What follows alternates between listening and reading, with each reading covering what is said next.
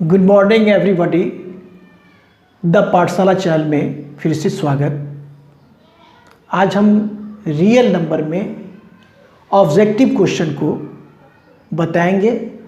इससे पिछले वाली वीडियो में पार्ट 1 पार्ट 2 वीडियो को अपलोड कर दिया गया है। अगर आप लोग देख लिए होंगे तो आप लोगों का बेसिक कंसेप्ट बन गया होगा।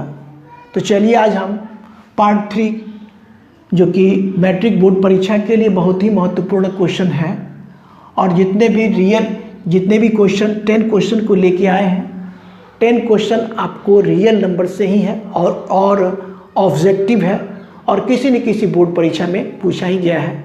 तो महत्वपूर्ण क्वेश्चन है। हम चाहेंगे कि इस वीडियो को शुरू से अंत तक देखें। चलिए स्टार्ट करते हैं।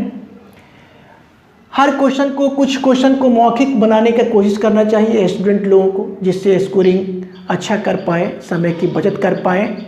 तो ये मेरा मानना ये भी है। तो चलिए देखते हैं कैसे करें। किसी धनात्मक पूर्णांक a तथा b के लिए ab का महत्तम समापवर्तक गुना ab का लघुत्तम समापवर्तक निम्नलिखित में से कौन है। ये फॉर्मूला है। दो धनात्मक पूर्णांक का गुणनफल दोनों धनात्मक पूर्णांक के महत्तम समापवर्तक गुना दोनों धनात्मक पूर्णांक के लघुत्तम समापवर्तक के गुणनफल के बराबर होता है। ये फॉर्मूला है। यानी क्या हो गया, इसका ऑप्शन आपका निकल के आ गया सी नंबर का, a इंटू बी। यानी दो धनात्मक पूर्णांकों का गुणनफल दोनों धनात्मक पूर्णांक के महत्तम समापवर्तक गुने दोनों धनात्मक पूर्णांक के लघुत्तम समापवर्तक के गुणनफल के बराबर होता है। ठीक है, ये फॉर्मूला है और इस फॉर्मूला के आधार पर बहुत सारा क्वेश्चन परीक्षा में पूछा भी जाता है, जो इसमें भी आगे आएगा।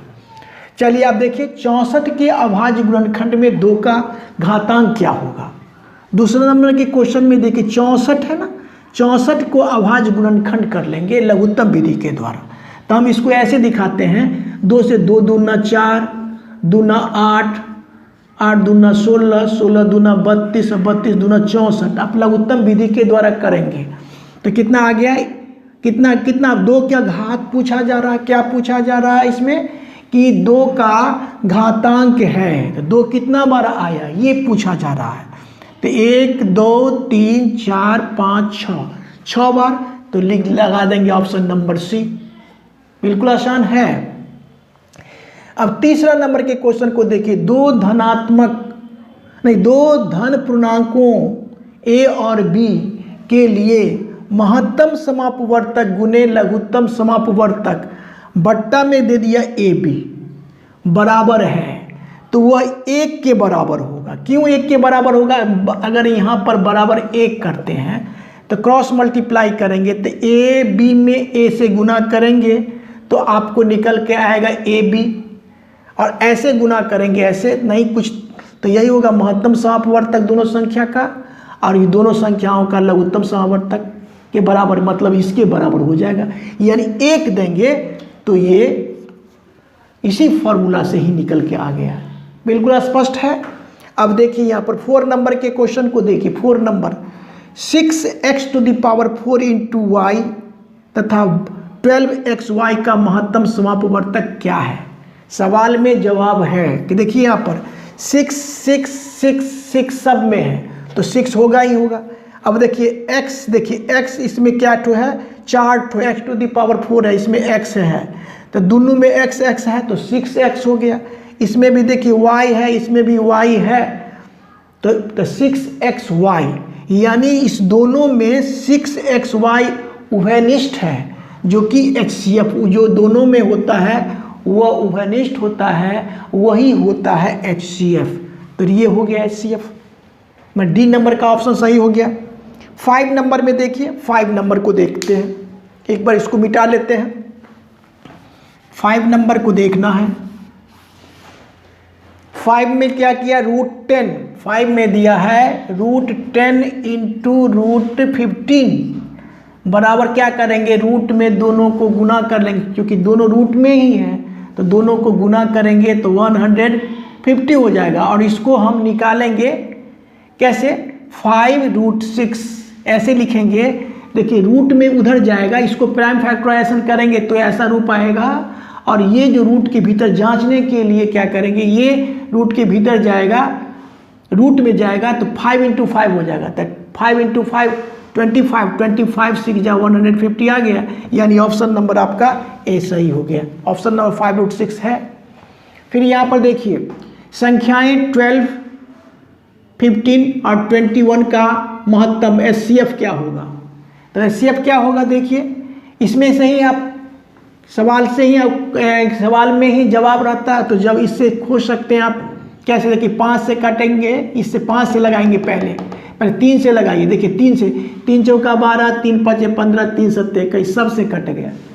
अब देखिए 5 से देखिए 5 3 15 कटेगा, ये दोनों नहीं कटेगा। 7 से 7 3 21 कटेगा, ये फिर ये दोनों नहीं कटेगा। 2 से ये 2 6 12 कटेगा, फिर ये दोनों नहीं कटेगा। लेकिन 3 से तीनों संख्या कट रहा है, यानी उभयनिष्ठ हुआ, यानी वो HCF हो जाएगा 3। फिर देखिए यहाँ पर 2 संख्याओं का महत्तम समापवर्तक।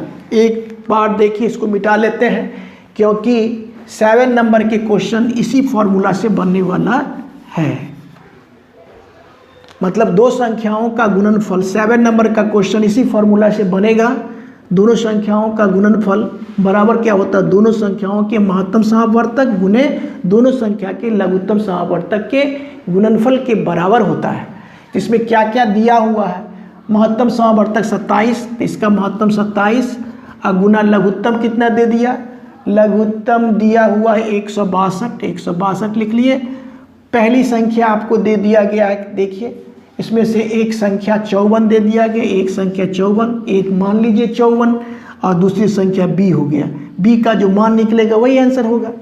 तो ये क्या करता है, देखिए यहाँ पर ये क्या करता है, गुना करता है, तो यहाँ पर भाग देगा इधर, यानी b बराबर क्या हो जाएगा, b बराबर क्या हो जाएगा, 54 है यहाँ पर, लेकिन b बराबर क्या हो जाएगा, ये नीचे में भाग दे देगा ना 54, 27 दूना 54 हो गया, 2 से कट गया और 2 से ये कट गया, 2 8 16, 2 1 2, यानी 81 हो गया।